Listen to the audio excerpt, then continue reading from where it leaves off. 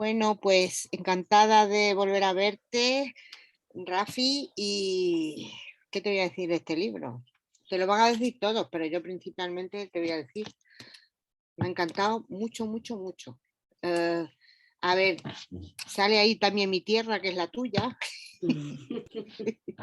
Cuaco de Yuste, Carlos V, incluso un pueblecito, Talaveruela, que ahí vivió mi hija, no te digo más.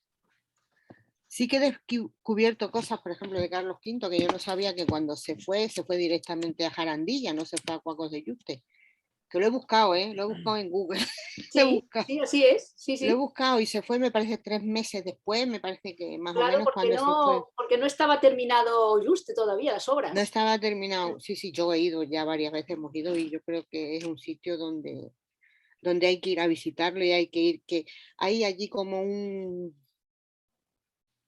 sótano donde pone aquí está enterrado, digo, ese féretro ahí no está. Eso es mentira. ¿Cómo va a estar ahí? Si está al descubierto el féretro. Pero vamos, he visitado todo. Donde se acostaba, las sillas. Y bueno, para empezar, cuéntanos un poco por qué el linaje maldito. ¿Por qué decidiste tú? Porque es una novela histórica, novela negra, hay dos historias de amor preciosas, que cada una de aquí se quedará con una de ellas, o la parte histórica, o la parte negra, o la parte de las historias de amor. Hay de todo para elegir. Hay de todo, pues es lo bueno de la novela, que hay de todo. Pues todo tiene su explicación, porque veréis, ya sabéis que, bueno, yo vivo en Badajoz y en Sí, Badajoz pues tenemos mucho contacto con, bueno, Extremadura, digo, ah, tenemos mucho contacto con Portugal. uh-huh. Y entonces constantemente pues estamos allí pues de compras, a tomar algo, a comer.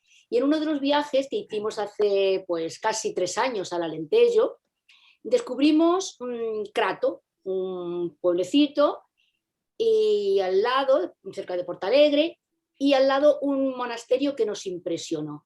Íbamos caminando de Crato, que estaba a 3 kilómetros, fuimos andando hasta la aldea de la Flor de Rosa, y vimos allí, que nadie nos lo había dicho, esa mole de piedra tan impresionante que ya solo cuando la vi dije, aquí hay tema. Y luego ya, cuando la señora nos hicimos, bueno, estuvimos allí comiendo y tal, y porque estaba convertida en pousada, lo que ahora aquí en España son los paradores, la han preparado estupendamente, han conservado la sala capitular perfectamente, un montón, la cocina con un aljibe maravilloso. Y entonces nos empezó a enseñar la señora toda la pausada. Y a medida que me la iban enseñando, nos iba hablando también de los caballeros de la Orden de Malta, y yo decía, pues sí, sí que hay aquí tema. Y además nombró a los avís y dije, madre mía, y encima aquí todo esto. Cuando ya nos enseñó la cocina, con ese aljibe, con esas aguas turbias, ya pensé directamente en los crímenes. Digo, bueno, aquí, caballeros de la Orden de Malta, flotando en este... Vamos, que aquí tenía yo que matar a algún fraile, Dios me perdone, pero que aquí tenía que haber algo. Y entonces ese fue el germen. Luego ya, a medida que fui documentándome, pues salieron ya las conexiones, que en Crato se había casado Leonor con Manuel I de Portugal, que de Crato era prior, bueno, fue el prior don Luis y después don Antonio, que don Antonio luego luchó con Felipe II, en fin, ya se me acumulaban tantos personajes que en un momento determinado dije, no puedo abarcar todo, voy a cortar, y corté. Me pareció un buen corte, 1558, cuando tres de los Habsburgo, Carlos V, su hermana María y Leonor, pues mueren. Pero queda mucha historia por contar, porque la verdad es que el monasterio da para mucho. Sí, Ese fue sí el queda germen. para mucho, sí queda así. O sea que puede ser que haya ahí una segunda parte o una Bueno, continuación. ya Bueno, decía Cervantes que nunca segundas partes fueran buenas, pero bueno, pero nunca él se la escribió sabe. y salió bien, así que nunca se sabe. Qué bueno. Bueno, pues gracias por esta novela, Rafi. La verdad es que yo me lo he pasado muy bien. Nos has tenido a todas confundidas pensando que el asesino iba a ser uno de los Freire. Y yo me callo, no vamos a contar el final aquí, ni quién ha sido el asesino. No, hombre, no, ni No, nada. ya, con eso ya te has quedado más ancha que larga. Si alguien no ha llegado a eso, ya se acabó. Bueno, o sí, no se sabe. Bueno. Es que me dice ayer, no, digo, ¿te digo quién es el asesino? No, por favor, no. Digo, bueno, no es ninguno de los Freire, porque todo el mundo me decía, es este, el otro, digo que no es este. Bueno, seguimos. Yolanda. Hoy me dejas la primera, qué Sí. ilusión. Sí. Hola, Rafi, otra vez, Hola, encantada de verte Yolanda, de nuevo. ¿Cómo estás? Bueno, bien. Bien, así me gusta. No, bien, en perfecta forma. Más que nada era una afirmación, porque escribir una novela como esta, ahí se te ve el poderío narrativo, ¿eh? Que a mí me ha encantado. Me lo he pasado pipa, sobre todo, antes comentábamos si nos había gustado más la parte de thriller o la parte histórica. Como a mí se me mezclan las dos cosas, pero me ha podido la parte histórica. Yo soy muy fan. Primero por algunas menciones que haces a la reina Juana, que es mi personaje histórico favorito, quizá con diferencia. Y, y quería preguntarte, porque sé que a lo mejor así no le robo la pregunta a nadie, que luego estamos ahí poniéndonos... ¡Ay, me la has quitado! Quería preguntarte acerca de este famoso monasterio de la Flor de Rosa, que es, bueno, yo lo he cotorreado por internet para verlo y me ha parecido precioso. Y los fundadores, los caballeros de la Orden de Malta. ¿Y qué tienen estas órdenes militares, los templarios, los caballeros de Malta, los caballeros hospitalarios, aparte de construir templos, iglesias y que lo dejaron Europa jalonada, pero qué tienen para dejarnos siempre con el interés y ese halo de misterio que parece que los rodea? ¿También está allí? ¿También está en el monasterio? ¿También te llamó la atención? Sí, es cierto. Bueno, yo no soy historiadora, yo soy filóloga, soy profesora de lengua y no me meto algunas veces en algunos berenjenales, pero no soy historiadora.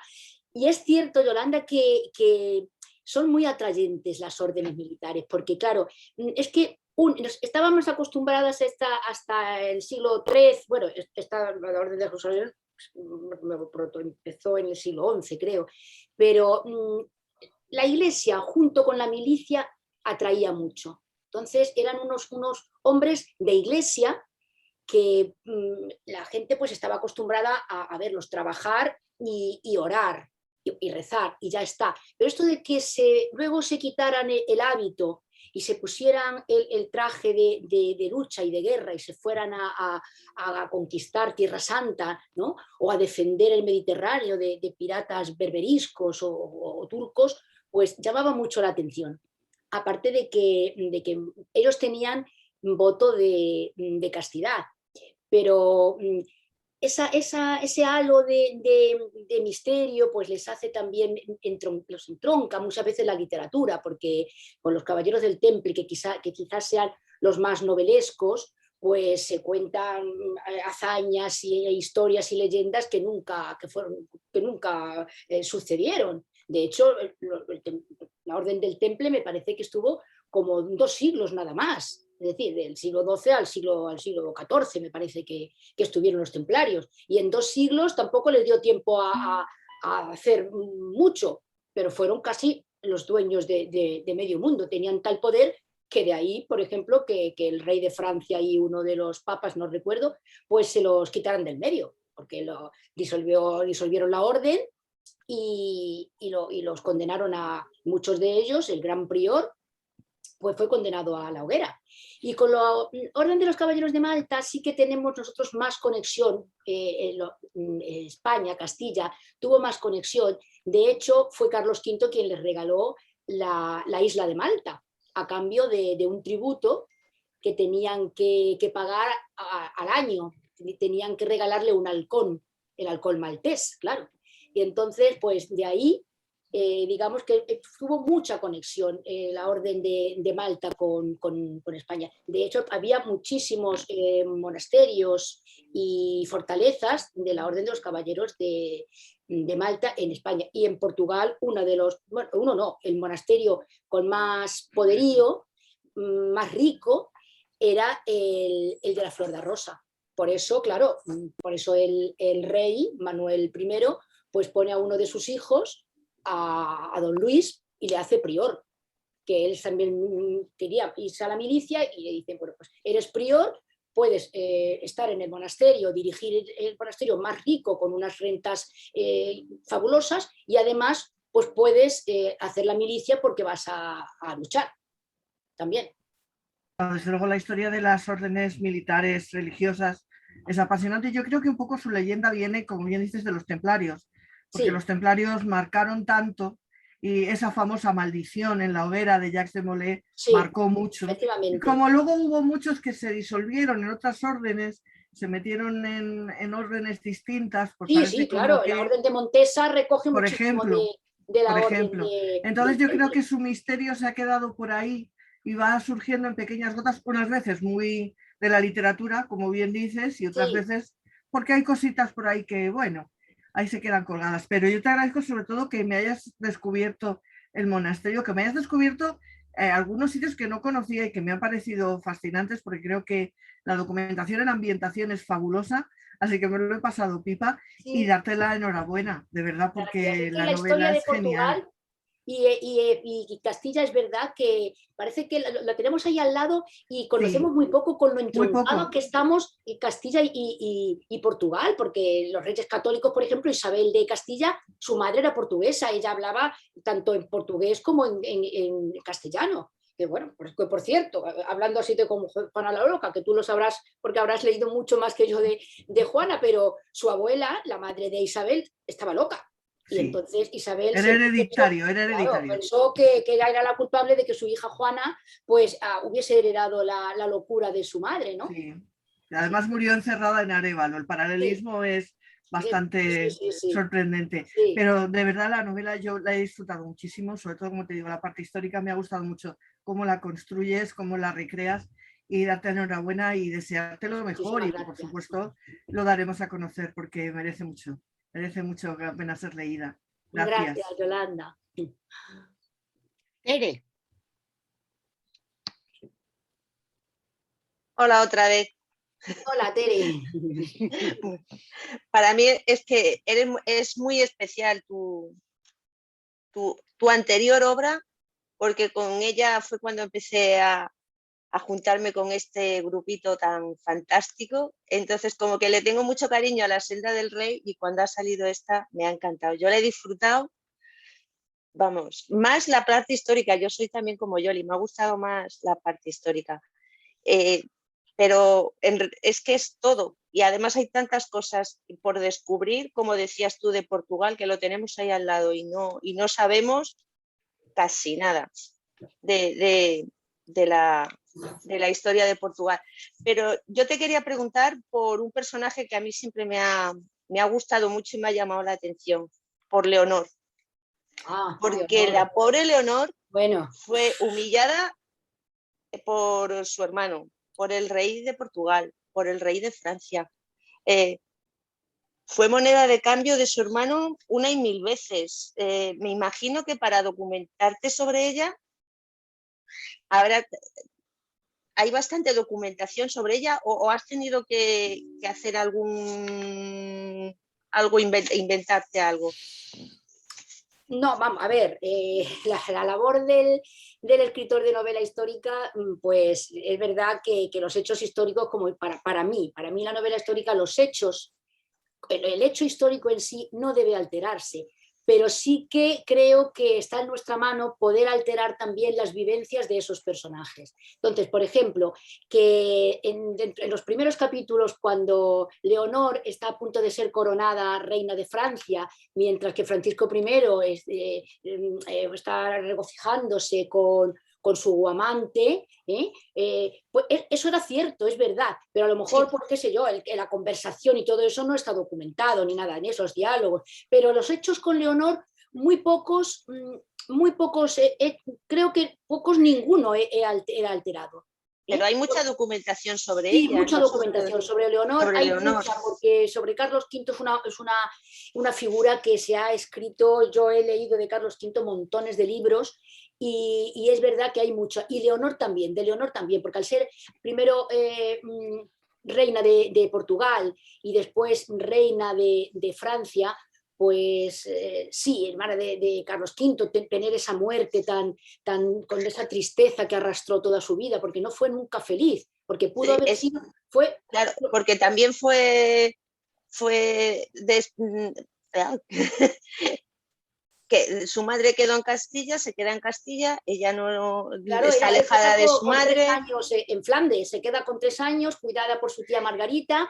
Cuando viene aquí a Castilla, que no recuerda a su madre, entra en el caserón aquel con su hermano Carlos y su madre apenas los reconoce. Son estos mis hijos, dicen que dijo la reina, ¿no? Son estos mis hijos. Y bueno, entonces, y ver a su madre loca, a su padre ya no lo recordaba siquiera, ¿no? Y su madre loca y tiene que acompañar a su hermano, era la mayor, Carlos, y 2 o 3 años después la casan con este señor que es 20 o 30 años mayor que ella, que había sido esposo de sus 2 tías.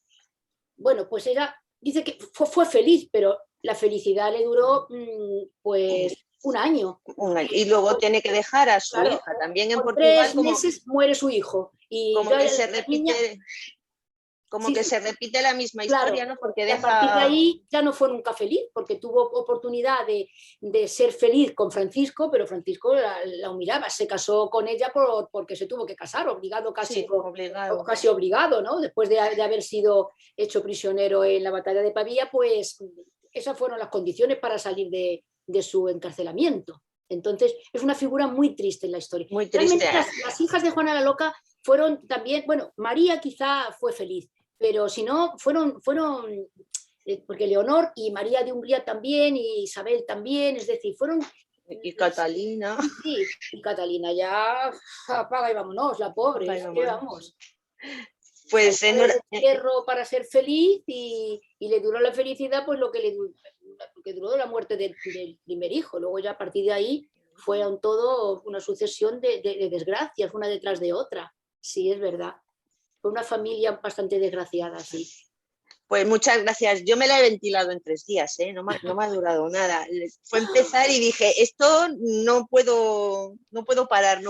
Y en 3 días me la he leído. Enhorabuena, y yo sé que va a tener éxito porque es muy buena. Muchas gracias, Rafa. Vale, a vosotros. Vamos a hacer ahora, antes de seguir, la captura, la fotografía de grupo, que es una captura de pantalla. Vale, tú también, Rafi, coge tu libro. ¿Sí? Hombre, claro.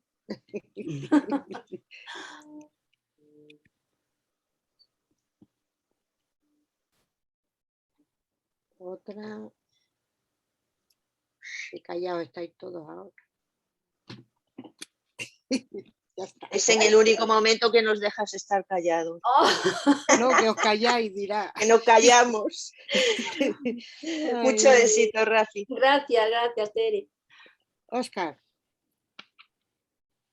A mí me sale llamarte Rafaela porque te he conocido como Rafaela. Rafaela, que nos permitas. Rafaela, mis alumnos me llamaban Rafaela, y yo que me horrorizaba mi nombre de pequeña, luego me encantó porque por donde quiera que iba nunca me encontré ninguna Rafaela, ni en el instituto, ni en la facultad, ni de profesora, así que bueno, por lo menos es original. Te digo y te agradezco muchísimo que nos permitas llamarte Rafi como amigos lectores que nos sentimos, pero me sale llamarte Rafaela. Yo soy de ideas fijas, ¿qué quieres que le haga? Yo la verdad es que decirte, no creo que se trate de escoger o no escoger. Lo que ocurre que el que le tira un género, pero tu novela es novela histórica, obviamente. Lo que ocurre que es una novela histórica y además, mira, lo has contado, trenzada a partir de un crimen. O sea, tú primero pensaste, ¿sí? Al ver el escenario, ya tengo aquí para un crimen, y luego tiraste adelante. Ocurre. Pero yo me voy a quedar con algo que has contado, con la filóloga. Porque te diré, si el primer capítulo ya te atrapa, yo he intentado no leer esto ni leer esto, empecé a leer, entonces me encontré el muerto en la página 4 o 5 y dije, caramba, López, esta es de las tuyas. Pero claro, cuando en la página siguiente que aparezca el muerto, comienza Palacios Viejos de Alcasova, Lisboa, perdón que con gafas leo fatal de cerca, 1 de octubre de 1577. Yo, María de Avís y Habsburgo, infanta de Portugal y duquesa de Viseu, por la gracia de Dios, hija de Manuel I, rey de Portugal, en honor de Habsburgo y, por tanto, sobrina del emperador Carlos, tengo a bien escribir y dejar aquí estas mis vivencias, estando mi cuerpo enfermo, mas con el seso y el entendimiento sanos. Y dije, caramba, la filóloga lo ha logrado. Parece un texto de la época. Qué bien lo escribes, qué bien lo cuentas, qué bien nos lo haces llegar. ¿Cómo pareció esta narradora? O sea, el personaje es obvio, pero ¿cómo pensaste? Parte de la historia tiene que contarla ella, digámoslo así, desde el futuro. Porque tú empiezas a contar una historia cronológica y nos vamos unos cuantos años adelante para que ella vaya completando la historia. Me parece un hallazgo narrativo fabuloso. Luego me parece que en esas páginas, eso está, la filóloga que sabe y ama el idioma y el lenguaje. Entonces, Sí, a mí, ¿cómo apareció esta señora escribiendo ella su historia? sí, bueno, cuando yo empecé a escribirla, pues a mí la literatura, me gusta mucho la literatura medieval y la del siglo XVI y XVII. Eran cuando estudiaba mis tres épocas más fascinantes, sobre todo la literatura de la Edad Media. Creo que está, no sé, acorralada, porque luego ya cuando vino el Renacimiento, la literatura de la Edad Media, la oscura Edad Media, no, de oscura nada, en los monasterios se hizo una labor extraordinaria. Y entonces pensé que tenía que hablar y que se tenía que distinguir cuando hablaba el narrador omnisciente de cuando hablaba ella.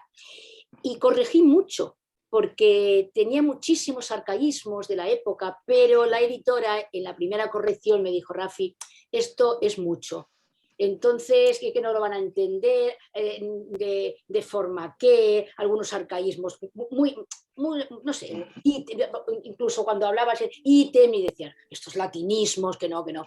Y entonces yo logré bueno, dije, a ver, vamos a distinguirla, si no, la ponemos en cursiva para que el lector ya sepa que se va a encontrar. Y dije, pues mira, es una buena idea que el lector se encuentre en cursiva. No sé si fue idea mía ya o me lo señalaron, ya no me acuerdo.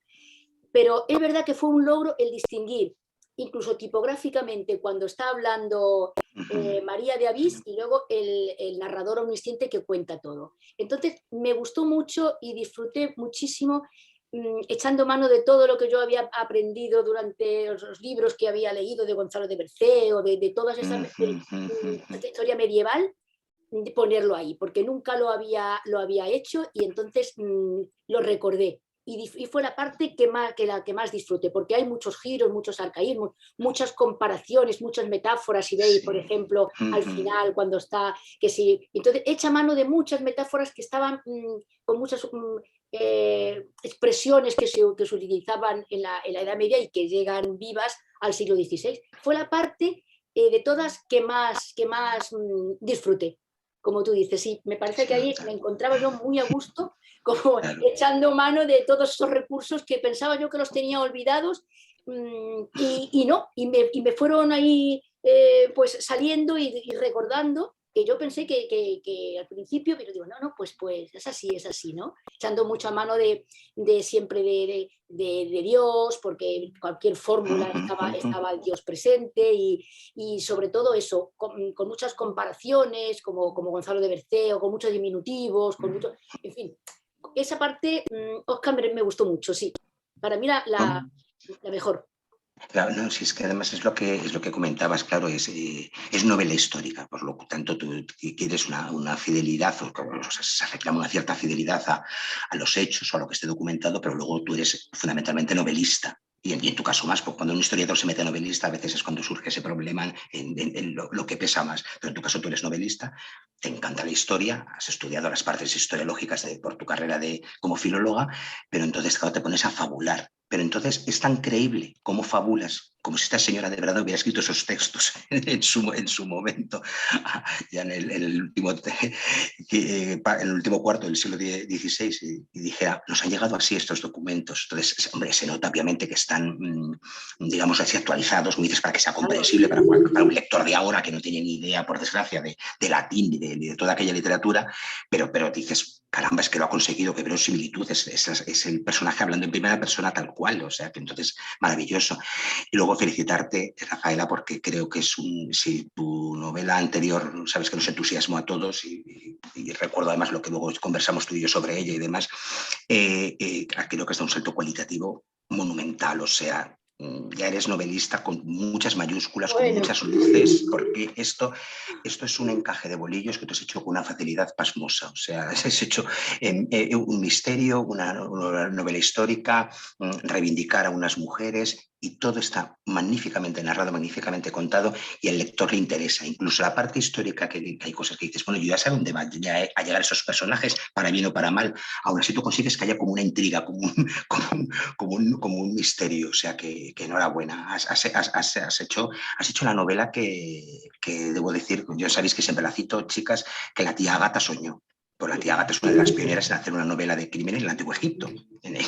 Pues una novela histórica metida trufada con un crimen, y tú has conseguido que no la simbiosis perfecta entre novela de misterio, de intriga y novela histórica. O sea que enhorabuena. pues allí eso. Yo una vez fui a una conferencia de Eduardo Mendoza, que siempre lo digo, no sé si me repito, y él decía que el escritor, creía él, y era su opinión, pero no estoy totalmente de acuerdo con él, que debía escribir la novela que le gustaría leer. Y es verdad, yo me pongo a escribir la novela que a mí me gusta. ¿Qué me gusta? A mí me gustan mucho las historias de amor, me gustan. Y me gustan las historias de amor que sufren y que muchas veces que queden bien, pero otras veces que no. Quiero decir que el final feliz fueron felices y tomaron perdices, me gustan algunas veces y otras veces no. En alguna novela que leo digo, pues si no hubiesen quedado juntos hubiese estado el final mejor. Entonces he querido, en una que estuviese muy bien, en La senda del rey salió todo muy bien, y aquí pues que no salga tan bien, ¿no? Entonces ahí se queda. Bueno, seguimos. Belén. Bueno, pues a mí me pasa como Óscar, para mí eres Rafaela. Porque Hola, Belén, muy yo bien. te Pues muy bien. conocí por... Bueno, pues para mí Rafi. Pues nada, como queráis. Bueno, claro, tú que eres de mi tierra y las de mi tierra, bueno, pues, Claro, me gusta el es un nombre, plus. me gusta. Bueno, yo es que solo cuando empecé, yo nunca me leo la sinopsis. Primero me encantan las amapolas. Ya es que, entonces ya vamos bien. Y segundo, yo soy muy fan de Portugal. Es que no tengo dedos en las manos para contar las veces que he estado. El Alentejo me parece un sitio maravilloso en el que he estado un montón de veces. Sí que conozco alguno de los enclaves que pones, porque he estado yo. Y de hecho esta semana he hablado con mi marido que nos estamos planteándonos comprarnos una casa en Portugal. Entonces, pues es que me encanta, me gusta, me siento muy a gusto, y no puede, cuando llevo más de X tiempo sin ir, pues no sé, me entra morriña, saudade, como lo quieran llamar. Me ha gustado muchísimo esa mezcla que haces, ¿no? A ver, yo soy de thriller y de novela histórica, pues esta es mi novela. Entonces esta es tu novela, claro. No puedo pedir más. Y me ha gustado mucho, bueno, algunas cosas ya han hablado de ellas, y entonces, bueno, es que además he visto Pombal, cerquita de has hablado de Marbao, bueno, es que, claro, es que son sitios maravillosos. Me gusta muchísimo la ambientación del pequeño detalle que has hecho, que es sin ser, porque a veces en la histórica el exceso de detalle de ambientación, a mí por lo menos, pues termina siendo un poquito como aburrido. Y no es tu caso. Tienes ahí una ambientación de pequeño detalle que te ayuda mucho. Mira, me ha gustado mucho, por ejemplo, cuando, es que no quiero desvelar mucho, cuando encuentran el botecito de tinta y analizan la tinta, esa forma de hablar de esos componentes de la tinta, o mira, es que me lo he apuntado por aquí, o cómo especiaban el vino, son pequeñas cosas que Sí. parece que no, pero que te ayudan mucho a que los demás visualicemos el asunto, ¿no? Bueno, hasta que el hermano Dionisio sea el que se ocupa de las viñas. Me parece buenísimo ese detallito así. El guiño del nombre. Lo dice Claro. el hermano Atilio, pero yo ya decía, mira, cómo se fija. Esa documentación tan pequeñita, porque a veces es mucho más difícil buscar ese tipo de detalles de una época muy pasada, que hoy en día ya no se utilizan esos medios, en hoy, ¿no? ¿Cómo lo has ido buscando, lo has ido consiguiendo? Porque, vale, a mí me resulta muy fácil, una vez que tú me lo has dicho, meterme en Google y buscar, por ejemplo, pues qué son los granos del paraíso, que no tenía ni idea. Ah, sí. Por ejemplo, pero claro, sí, el vino especiado tú tampoco sabías. Y encontrar pues la tinta, por qué era una tinta mejor, por qué no, cuál es la que se usaba, con qué se usaba, y que todo eso además luego ayuda a otras cosas que no quiero decir para no no desvelar, que no me gusta. Cuéntanos un poco, porque a mí es que la ambientación es un tema que me gusta mucho. Sí, a mí también. Yo creo que cuando hay mucho... ya suceden muchas cosas, ya estábamos casi en la mitad de la novela y aparecen los crímenes y por otra parte María y por otra parte, en fin, había muchas cosas. Pensaba que tenía que tranquilizar un poco, que sosegar, ¿no?, la acción, y entonces se me ocurrió meter, por ejemplo, el capítulo este que a mí me pareció muy bonito porque es como muy relajante, el de las abejas, no sé si lo recordáis. Sí. Fray Atilio Vale, se sí. va con los frailes colmeneros, ¿no? Entonces es como un relax que está contando ahí con tanto crimen y tanta tinta y tanta cosa, y entonces aparece pues un relax y se va y pasa 4 días comparando la creación. Ahí, por ejemplo, pues me vino a la mente los poemas de Fray Luis de León, y fue quien tenga mucho contacto con la literatura ve mucho, muy reflejado todo eso ahí. Quizá Óscar, que ve ahí también mucho mío de filóloga, ¿no? Porque comparando, por ejemplo, los poemas de Fray Luis de León, cuando compara pues la creación de los hombres, que todo es maldad, ¿no?, cuando le meten en la cárcel, y la creación de las estrellas y del universo, y compara una cosa y otra, pues eso, Fray Atilio también es así, ¿no?, cuando se va y compara una cosa. Entonces, esos detalles de la abeja, de cómo hace la miel y todo eso, me pareció... ¿Y cómo llegué a ello? Pues es que yo soy un poco caótica a la hora de escribir una novela. Yo veo por ahí que salen en internet, ya tengo, y salen ahí las fotografías, personajes, no sé cuánto, qué hacen, qué comen, qué no sé cuánto. Yo no, yo tengo una idea y a partir, fijaos la primera idea, que luego resultó como secundaria, ¿no?, que los crímenes de ahí, además me parecía... Monasterio de la Flor de Rosa, digo, uff, si aquí está el nombre de la rosa, incluso aquí mueren frailes a mansalva. Luego ya me quedé unos cuantos porque digo, me voy a cargar a toda la comunidad, y tampoco era eso. Y entonces, pues, y lo mismo pasa con lo de la tinta. Me surgió lo de que escribió tinta, y a partir de ese momento dije, pues mira, pues voy entonces a investigar por ahí, por lo de la tinta, a ver si puedo sacar, y así relajamos un poco, y paso ahí unos cuantos capítulos hablando de la tinta o de la... No mato a nadie. Y claro, en fin, es como dilatar un poco así, relajar un poco, y claro, y meter ahí también pues las sospechas de muchos frailes, de quién era, de quién no podía ser, quién podía manejar tinta, y alejar las sospechas de quien pudiese pensar el lector que pudiera ser... Mira las vueltas que estoy dando para no decir quién es el asesino, ¿eh? No, está bien, no lo digas. La vuelta que estoy dando. Pues nada, que no lo hagas tú, que eres la autora, hombre. No fuera. Bueno, pues hasta ahí puedo leer, como decía aquel. Pues la verdad que es genial, y comparto con Óscar el poner en cursiva y esa forma de cómo María... A ver, yo iba a hablar de eso, pero como lo ha hecho él, y además él lo hace en eso muchísimo mejor, vamos a... No, a ver, él es el rey de eso, o sea, vamos a dejarlo claro. Es tan dulce como lo escribe, tan interiorista, tan bonito, tan alegre o tan triste, según las noticias que va me parece una parte de la novela maravillosa. O sea, es que dentro pues eso, de lo que tú dices, el thriller, el no sé qué, el tal, y de repente te aparece eso que dices, Alba, es que vamos a ponernos aquí, pues a levitar como Santa Teresa, casi. O sea que, bueno, muchísimas gracias, porque yo no te conocía de antes, pero vamos, que me voy a leer la anterior, sí o sí, porque es que esta es que es mía, thriller, histórica, y contado así, y Portugal, pues no puedo pedir más. Muchísimas gracias, Rafaela. Un placer. La de buenos autores que te estamos descubriendo, Belén. Uf, una maravilla, ¿no? Es verdad, es que yo llegué un poquito más tarde. Mira, ayer lo estuve viendo, en enero del 2019, y estuve viendo fotos por ahí que me puse un poco ñoña y les estuve bombardeando, y bueno, es que he descubierto a un montón un poquito antes, Belén, como los buenos personajes de la serie, tuviste un prólogo, claro, estuvimos antes justo de Navidad, acuérdate. Poco. O sea que muchas gracias, Rafaela, muchas gracias. A vosotras. Como nos gustó, le renovamos personaje. Si es que Vino, se hizo la prueba, nota. nos gustó y se quedó. A ver si te crees que no seleccionamos los autores con los que vamos a hablar. A ver, Rafi o Rafaela, como queráis, ya sabe ella que nosotros la queremos, que somos su mayor club de fan aquí, por lo menos aquí en Madrid. Que sabemos que tiene muchos, pero bueno. Ahora en Sevilla. Fernando.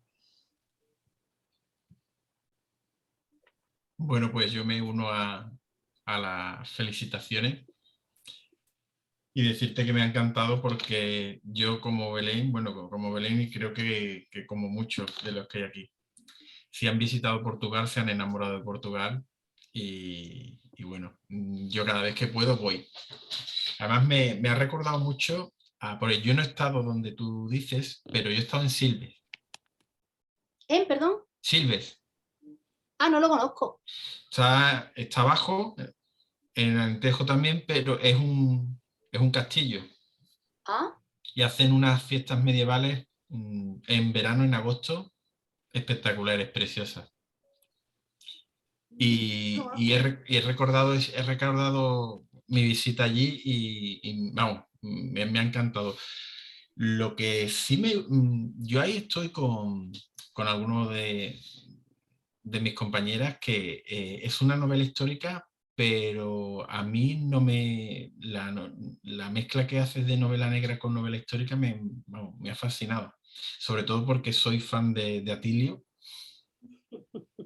Y bueno, y de toda la magia y todo el embrujo que tienen los caballeros de las órdenes militares, ¿no? Lo que sí quería preguntarte, a mí, por ejemplo, la trama de Atilio me ha encantado, la de Ana Loira, a mí también me ha encantado. Yo había veces que no sabía si quería leer de Atilio o quería leer de Ana Loira.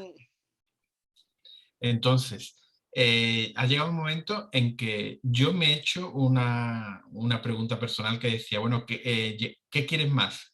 ¿La trama de Ana Loira o la de Atilio? Porque estaba ahí dividido. Entonces, ¿a ti estos personajes se te han escapado? ¿Había un momento en el que decías, quiero escribir más de Ana Loira o quiero escribir más de Atilio? ¿O tú ya tenías el plan previsto y tú sabías el camino que tenías que tirar? No, yo no tengo ningún plan nunca. Que va. Yo ya digo que yo soy un poco, yo no sé cómo saco luego ya las novelas, empiezo a hilar luego, pero cuando uno termino la novela y leo, a veces hasta mato y luego no me acuerdo y el personaje que he matado está vivo en otro capítulo. Soy un desastre. Eso me pasó en la primera novela. Y ya mi editora me dice, Rafi, lo contaste. Eso no lo conté, eso no lo Sí. cuentes. Ya mis amigas me dicen, eso no lo cuentes, que vas a parecer un desastre, que ya es la tercera novela. Y yo, ya, es verdad.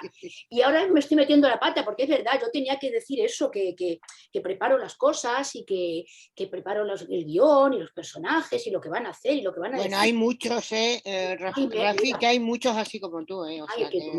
como no los oigo nunca, los oigo también preparados. Sí, en sí, aspecto, yo debo de ser la oveja negra, porque soy un desastre. Entonces, yo a Fray Atilio le había dado muy poco protagonismo, pero luego me daba pena de él. Es verdad, yo me meto tanto con los personajes. ¿Os acordáis de aquel niño que en la senda del rey, bueno, no le quiero destrozar a Belén lo de la senda del rey, pero aquí pobrecito niño que le matan? Bueno, ¿os acordáis? ¿Cómo se llama?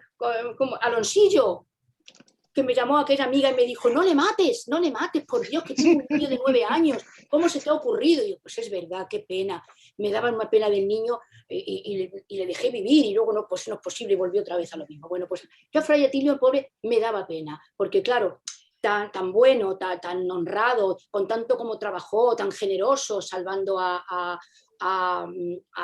Luis, ¿no? Al niño Luis, el infante, por aquel caballo cuando cayó en el lago helado y todo eso, y tan generoso, tan pobre, tan inteligente, es decir, y que acabara así como acababa, con tan poco, que acababa no resolviendo los crímenes y dejando así como en el olvido, y dije no. Entonces volví otra vez, casi la tenía terminada la novela y dije que me pareció que no se merecía el personaje, por eso te metes tanto en los personajes que muchas veces ellos tiran de ti, y es verdad. Y dije, no se merece que estar así, ¿no? Que se olviden y que en el monasterio pues seguramente se burlaran de él. Ya sé que es un personaje inventado, pero parece real. Y que se le miraran sus compañeros, ¿no? Sus hermanos, diciendo, y dije, no, Fray Atilio tiene que quedar bien, además tiene que ayudar a Ana Loira, tiene que tener más protagonismo. Y entonces volví otra vez a él, volví a que tuviese contacto con los años con Ana Loira y creé luego pues un nuevo suceso para que tuviese más protagonismo y se dilatara en el tiempo, y se dilatan pues 20 años, desde cuando nace Ana Loira hasta que Ana Loira pues tiene 20 años, pues durante 20 años no pasa nada en el monasterio que altere la vida de la comunidad, pero luego vuelva otra vez y entonces recobra un protagonismo que a Fernando pues le ha venido bien, porque si no Fray Atilio hubiese pasado sin pena ni gloria. Sin embargo, pues sí tiene un papel importante, sí. Si te sirve de piropo, que sepas que cuando estaba leyendo una parte de la novela donde no salía Ana Loira, la echaba de menos, y cuando estaba leyendo otra parte decía, ¿cuándo van a salir los frailes a ver cómo va esta investigación? Sí, es verdad. A mí también me ha pasado, ¿eh? Eso Sí. te pasa, sí, sí. Sí, sí. Ana Loira es verdad que es un personaje también entrañable, ¿no? Porque es también... ¿Y ese nombre, Rafi? Pues eso también fue, no sé por qué se me ocurrió. Loira es en portugués, rubia. Y entonces, pues cuando quería meter algunas palabras portuguesas, de hecho los nombres los he conservado. Margarida, Nuno, entonces algunos nombres para que estuviese más presente el portugués, ¿no? Y entonces quería que la madre, cuando está dando a luz a la niña, dice, ¡ay, es Loira! Es Loira. Entonces, bueno, y lo dije así, pues Ana Loira, que se llama Ana Loira, que además es un nombre que muy, no sé, muy original, ¿no? Porque nadie se va llamando en España Ana Rubia, ¿no? Bueno, pues allí tampoco, supongo que en portugués, si algún día le lo de los portugueses dirá, pues anda, hay que ser con el nombre, pero bueno, en España queda bien. Ana Loira queda bien, ¿no? Queda estupendo. Y si te digo la verdad, los dos personajes son para hacerles una novela exclusivamente dedicados a ellos. Así que bueno, ahora como estamos hablando de Portugal, obligado. Muito obrigado, muito obrigado. Obrigado, muito obrigado. Amparo. También, con perdón, Amparo, te veo más rubia yo hoy a ti. Era la luz. Sí, sí, mira, no la ves. No, está como de rubia potente, mírala, mírala. Este lo oíron, es del mismo. ¿Qué tal, Rafa? Hola, Rafaela, ¿qué tal? Encantada otra vez de volver a ver. Bueno, sabes que nos conquistaste con La Senda del Rey y nos has vuelto a conquistar, por lo menos a mí, con El Linaje Maldito. Yo voy a seguir la línea de Fernando, ¿vale? Me voy a quedar con el personaje de Ana Loira, porque también es uno de los que me ha gustado mucho. Entonces, de todas maneras, ¿cómo aunas esos personajes, tanto reales como ficticios, porque imagino que Ana Loira es ficticio, van tan de la mano que hasta el mismo día del nacimiento, haces coincidir un triple nacimiento el mismo día? O sea, aunas tanto las tramas que hasta eso consigues, o sea, el mismo día que Margarida da luz Violante y da luz Catalina. Entonces, eso me fascinó. Y te quería preguntar, ¿por qué el personaje de Ana Loira, por qué un arborista, una persona que era típico de esa época, las boticas femeninas, como tú dices aquí, la primera botica femenina de la época, ¿eso es cierto o qué? Y luego una pequeña licencia. Me has dejado, porque todavía revolotean por aquí las mariposas de una anterior lectura, ¿ese tatuaje es una licencia tuya o es real? No, no, no, no. Lo que pasa es que los personajes es verdad que llega un momento en que ya no sabemos qué personajes son reales y son ficticios. Realmente Fray Duarte de Braganza y su hermano Alfonso son ficticios. Entonces tenía que jugar un poco con el tatuaje que tuviese que no lo sabemos hasta el final, ¿no? El tatuaje que tiene la niña, entonces tampoco fue algo posterior. A medida que iba escribiendo, pues me iba volviendo y pensé, pues bueno, para relacionar más y para liar todavía más al lector, voy a poner aquí que la niña tiene un tatuaje y que además en el parto pues esté Fray Atilio, otra de las cosas que tampoco estaba presente en el parto, y que sea el Fray Atilio el que busque acomodo y una familia a la niña. Y entonces pues son personajes ficticios, pero que a la vez parece que son reales, pero toda esa parte es fantástica, claro. Lo que sí es verdad que Antonio nace el mismo día que uno de los hijos de Catalina. Entonces yo quería que... Y que Ana Loira nace en el mismo Sí, pero bueno, Ana Loira podía ponerla yo que naciera cuando quisiera, porque fue una creación. Ah, bueno, vale, lo dices por los personajes reales. Entonces es verdad que fue un atrevimiento, porque digo, no sé si el lector va a tanta trama con y tanta cosa, pero es verdad que me atraía mucho que compartieran Ana Loira y Antonio algo más. Entonces, algo más que el haber... que él fuera prior de Crato en la aldea de la Flor de Rosa, y que Ana Loira naciese en la aldea de la Flor de Rosa, que compartieran algo más. Y entonces pensé que podían compartir incluso pues, la misma fecha de nacimiento, que estaría bien tres tramas, tres nacimientos a la vez, y en ese momento pues tres tramas.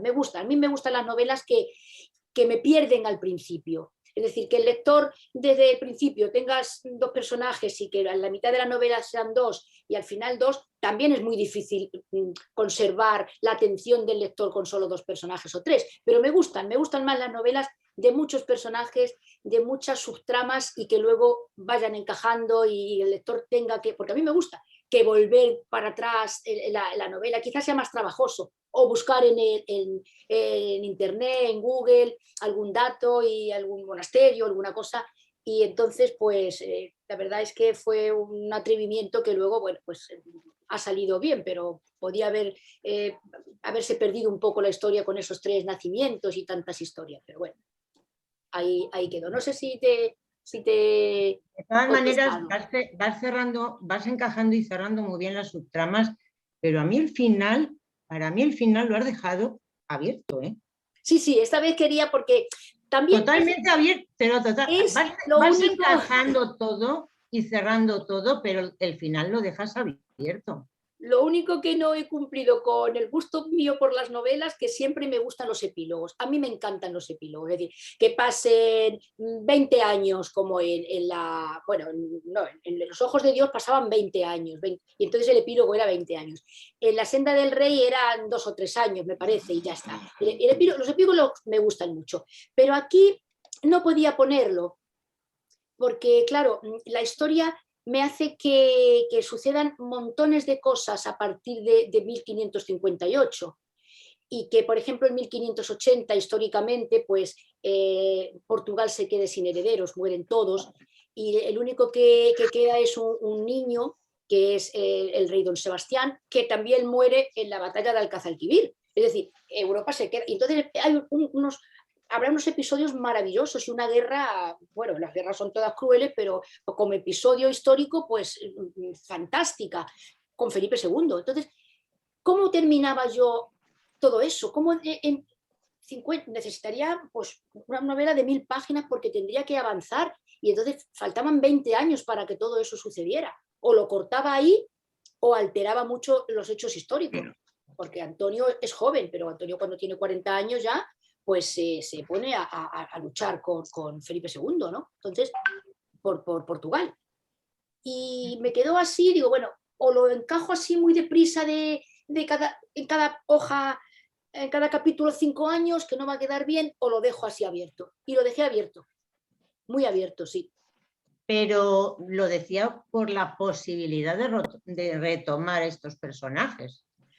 A mí me gustaría mucho. Lo que pasa es que yo, por ejemplo, ahora estoy inmersa ya, porque claro, esta novela la terminé en la pandemia, fíjate, que va a ser 2 años, que es que ya no me acordaba, me la he tenido que repasar, no me acordaba ya de los personajes que estaba creando. De hecho, esta mañana dije, bueno, claro, y había algo de la dieta de Worms y digo, no, en Carlos V, digo, no, si esto es de esta novela que estoy ahora. Es decir, que ya la tenía casi, estaba olvidada, ¿no?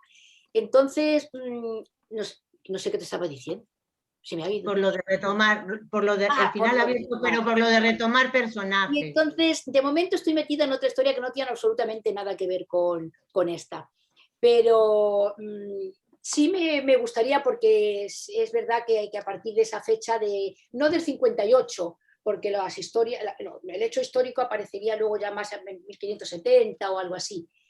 Y a partir de 1560 hay muchísimas historias que contar, porque es una historia muy, muy bonita y con muchas dificultades, con muchos personajes y en fin, que podría verla. Luego no lo sé cómo se hará, porque no sé si, como no tengo mucha experiencia, no sé si luego una segunda parte muy seguida está bien o hay que dejar pasar unos años, no lo sé.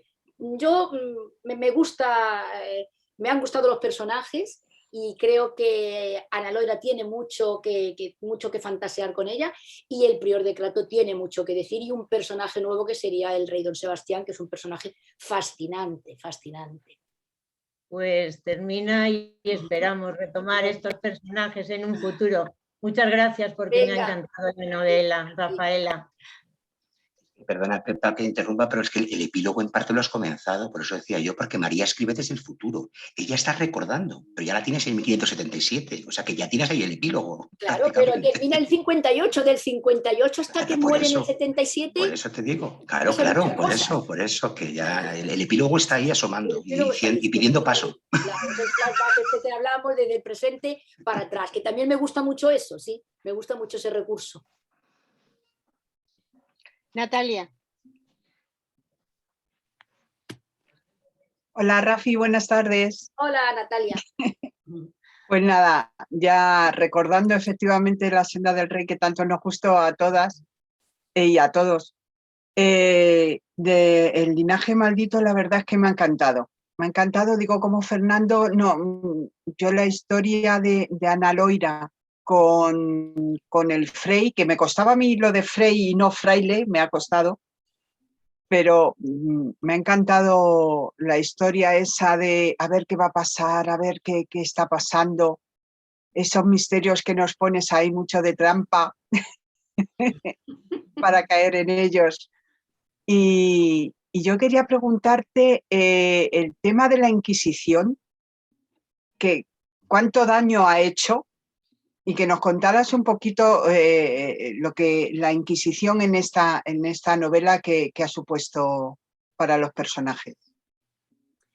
El tema de la Inquisición lo traté en mi primera novela, Los ojos de Dios, fue el tema total, era el tema, pues, la Inquisición, el tema principal era la Inquisición.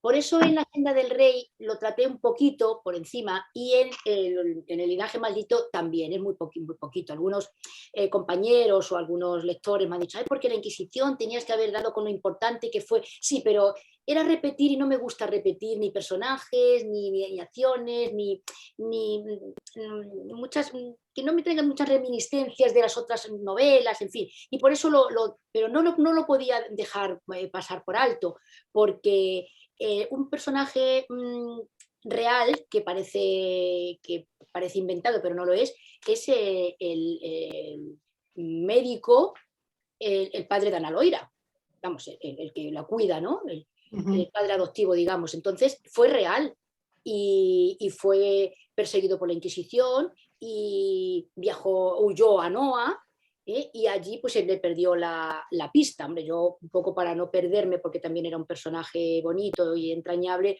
lo hice volver, ¿no? Y entonces, bueno, pues ahí hay también unos capítulos muy, muy interesantes.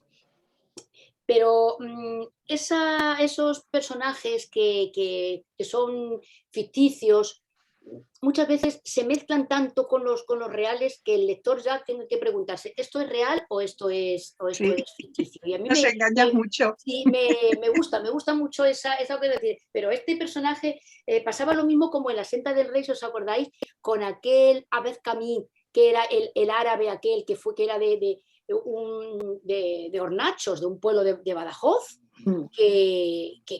era real, pero me lo encontré así sin querer, me lo encontré que fue secretario de Mulay Zaidán, y me lo encontré y le decía, pues es un personaje fantástico que parece inventado, pero es real. Pues lo mismo me pasa mucho con muchos personajes del linaje maldito. No sé si te he contestado porque se me ha ido un poco... No, bien. No, es que como, por no liar mucho al final de la historia, el paso de la Inquisición por una de las protagonistas. Efectivamente.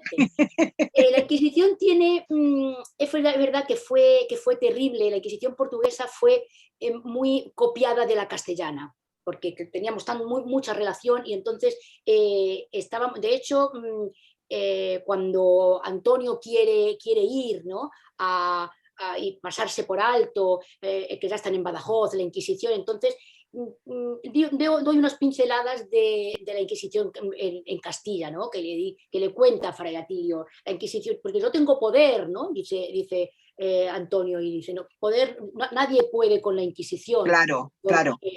A ese párrafo me refería, yo que no quería decirlo. El arzobispo de Toledo, Carranza, es arzobispo y la Inquisición anda detrás de él, porque será unos años después cuando, y el pobre pues se murió sin que luego ya Roma lo perdonó, pero estuvo en el punto de mira. Es decir, la Inquisición, si algo tenía, bueno, no quiero decir bueno, porque la Inquisición no tenía nada bueno, pero si algo se le puede decir, coger con pinzas, era que no miraba, que no hacía favores a nadie, que lo mismo le daba, incluso al contrario, acosaba, perseguía más a la gente, a las personas de iglesia, porque así daba escarmientos. A Santa Teresa de Jesús le hizo la vida imposible, ¿no? A Fray Luis de León, no digamos, incluso a San Juan de la Cruz.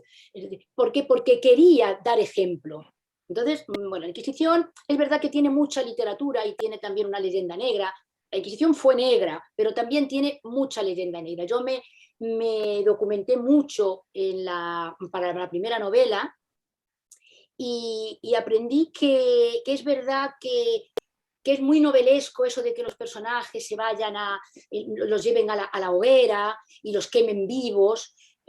Pues me llamó la atención que en toda la documentación que manejé hubo muy pocas veces en que llegaran vivos al fuego, ¿no?, el fuego purificador, sino que inventaron aquello bueno, inventaron no, sino que hicieron suyo lo del garrote vil.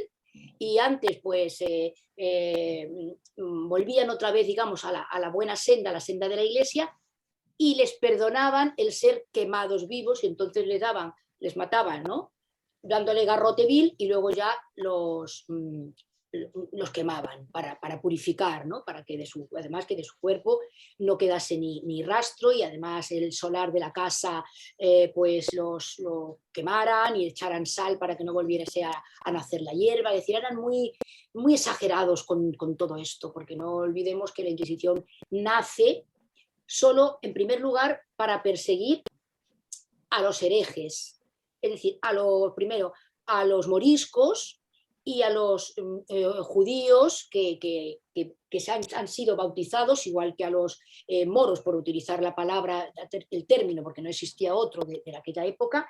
Pues los moros se convierten en moriscos cuando son bautizados, pero a los propios cristianos fue en una segunda fase en la que la Inquisición empieza a perseguir, porque en un principio no era. Lo que pasa que luego ya yo pienso que se le fue un poco de las manos, ¿no?, porque también había un tema económico. Es que la Inquisición es muy complicada. Yo no soy historiadora y tampoco quiero meterme en muchos berenjenales, pero también estaba el tema económico, porque, claro, las haciendas de todas esas personas que eran perseguidas por la Inquisición iban al fisco o iban también a la iglesia. Entonces, bueno, es un tema delicado y muy complicado, porque no fue solo hacer y quemar herejes, ¿no? Hubo un trasfondo ahí terrible, y que, bueno, pues que se olvidó y se quedó allí, y la literatura lo ha retomado en parte, quizá la parte más novelesca, ¿no? Pues nada, muchas gracias, Rafi. La verdad es que es un placer hablar contigo porque nos enseñas tantas cosas. No serás historiadora, pero vamos. Bueno, os hablo de lo que sé, porque de lo otro ya, si me preguntáis otras cosas, no sé. Yo me centro en los personajes y en la historia de las novelas. Me ha ayudado mucho pues sí que sabrá. Yo pues sé de literatura, la verdad, pero de que son muchos personajes los que metes y la verdad es que están tan bien hilados que al principio yo me perdía un poco, pero luego enseguida, muy bien hechos todos los personajes. Muchas gracias, Rafi. A ver si nos vemos prontito. Venga, sí. Un beso. Se nota, Rafi, que aquí hay mucha pasión. Como escritora, digo, que te gusta bueno, mucho sí, lo que quizá como, haces. claro, quizás si hubiese empezado con 20 años, pues se me estuviese apagando. No creo, porque el escritor... No. Pero claro, como he empezado muy tarde, pues tengo que aprovechar. Y la verdad es que fue un descubrimiento para mí que es, claro, pues eso. Sí, es verdad. Has empezado cuando debías, no tarde, Rafaela. No es tarde, has empezado cuando debías. Bueno, efectivamente, cuando seguramente estaba preparada. Es que si no, lo mismo no lo hubiéramos conocido nosotros. Pues sí, quizá. A ver, bueno, seguimos. Arce.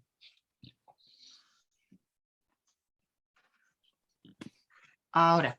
Hola. Hola, Ascensión. ¿Qué tal? Hola, ¡Ay, qué bien tesoro! te veo tan rodeada de libros! ¡Madre mía! ¿Has visto? Mira, mira. Es que los libros... Ahí. ¡Ay! La senda del que rey. lo tenía preparado la tía. No, es Mira, que me he puesto además, ahí mira, detrás. Qué casualidad, tiene he el encontrado agujero de tu la libro. otra.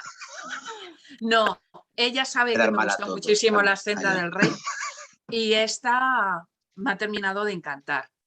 Todos te están hablando de que es una novela histórica, novela negra, pero yo soy más romántica. Para mí es una novela romántica en toda regla, aunque termine como termina, ¿vale? Me ha gustado muchísimo las dos historias. He llorado, que te conste. Yo cuando se va en el barco Antonio y está Ana Loira... Yo también. Yo también. Yo ese capítulo... Qué nudo, qué mal lo he pasado. Ese capítulo lo escribí muy triste, estaba muy triste yo y lo escribí muy triste. Y también escribí un capítulo muy triste, el capítulo de Juana la Loca. Me parece de una tristeza infinita, ¿no? Tremenda, que reconozca el collar y entonces... Sí, Sí. Hay capítulos muy tristes que yo los escribo llorando porque yo soy muy pasional y es verdad. Sí. Bueno, me ha encantado. Ya te han dicho muchas cosas, habría mucho que hablar. Mira, hace poco me dijo Rosmina, que anda por ahí, me dijo que, porque nosotras siempre nos vamos de viaje, y me dijo que por qué no, en vez de irnos muy lejos, por qué no nos íbamos a ver, a conocer Lisboa. Y después de leer tu libro, ¿qué quieres que te diga? Pero vamos a ver, que con la guerra no me apetece mucho para el este, mejor para el todos oeste. queréis ir a Lisboa con lo bonito que es Extremadura. Os voy a zurrar a todas. ¿Por qué? Bueno, pues el caso es ese, que me ha encantado tu libro y lo que sí que, bueno, la historia de María me parece también sublime, lo que la hace sufrir. Bueno, la hace, realmente es la historia, porque el personaje de María entiendo que sí que es entero histórico. Sí. El personaje de María es así.